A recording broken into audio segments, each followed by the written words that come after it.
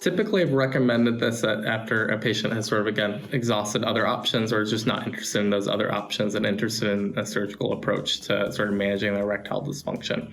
That's sort of, again, these are long discussions that are had with the patient that sort of I like to have and sort of, making sure that we've sort of, this is going to achieve their goal of regaining their erectile function in the future.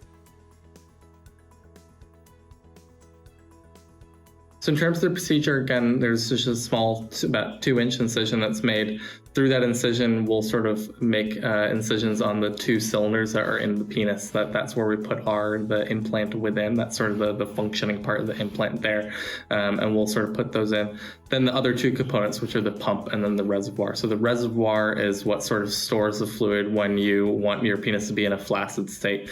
And that reservoir is placed actually in your belly, underneath the skin, underneath some muscle, so you really don't feel it very much. And then the pump, like I said, we tunnel that through that same incision down into the scrotum in a sort of area where you can feel it really easily, depending on your handedness and sort of whether you're right or left-handed. We can sort of discuss that in person as to sort of what's the best location for you. Typical safe is, I usually do this as an outpatient. So I think, patients want to be home and resting in their own bed. If there are any other concerns or if a patient prefers to stay in the hospital, I'm happy to do this as a one-night stay, but typically it's no more than a one-night stay. So to the outpatient or a one-night stay. For clearances, we usually have you see your primary care doctor to just get a clearance to make sure that you're sort of in a good bill of health. And then if you do have any cardiac or heart history or have a cardiologist, we typically ask that you go see your cardiologist for the procedure just to make sure that everything's okay from a heart standpoint, that you can go through with the surgery. If it is an outpatient procedure, yes, you do need to arrange for transportation.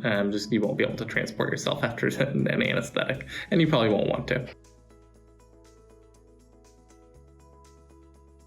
So before your procedure, we'll give you instructions for an antibiotic wash that you'll use the night before and the day of your procedure.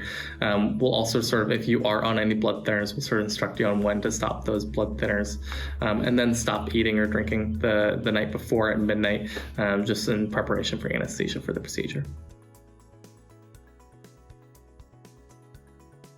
This is addressed on a patient-to-patient basis. We'll look through all your medications and make sure there are no medications that you need to sort of stop or change in preparation for the surgery. No eating or drinking after midnight the night before your surgery, just in preparation for anesthesia. Typically, for you to go home with, we recommend bringing some tight-fitting underwear and then some loose-fitting pants, just to help in terms of providing some support and sort of comfort on your trip back home. We recommend to not shave before your procedure. We'll do the shaving for you, so we'll include that service for free. So we'll do all that for you at the time of the surgery. So you'll arrive at the hospital about 2 hours before your scheduled procedure time, and then we'll sort of get you in the pre-op area and have nurses put in some IVs for you, and we'll start some antibiotics for you before we go back to the operating room, just to prevent any infections from happening.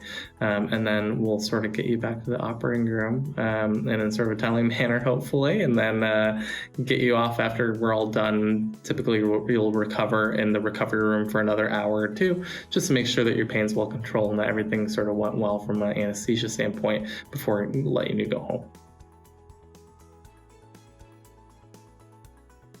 First off, I think it's very normal to be nervous before a procedure like this, any procedure. And then, so second of all, we're here for you. So please don't, if you want to talk about things more in detail or want to have another visit with me, feel free to let us know. Coloplast also has great patient educators that can sort of meet with you to sort of discuss the procedure and sort of in a different light and sort of shed light on it more. And obviously, sort of leaning on your friends and family to try to get some support from them as well. If you have any questions about the surgery leading up to it, feel free to call our office and we'll always get back to you as soon as possible.